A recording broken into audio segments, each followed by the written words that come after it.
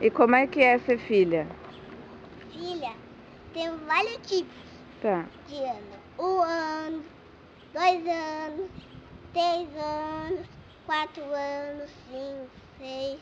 É? E como é que as filhas têm que ser? Desse jeito, né? Como assim? Vai crescendo cada dia, comendo bastante, né? Bastante. Coisa saudável, comida, né? Pra crescer bem, né?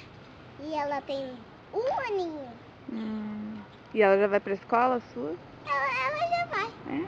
Mas que ela não vai porque às vezes ela tá bem dodói, com febre, vomitando, né?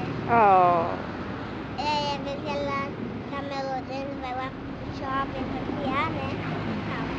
Ai, tchau, tá bom. Como é que você é como filha pra sua mãe Ju? Eu acho ir pra escola, fazer tudo direitinho, né? Você papa direitinho? Papo. É? E você é feliz? Sim. É? E ela também, mas agora ela tá meio saudade da tia dela, né? Aí ela tá trabalhando. Ah, a tia dela tá trabalhando, é. E o que você queria dizer assim no Dia das Mães para todas as mães? Beijo e abraço. Beijo e abraço?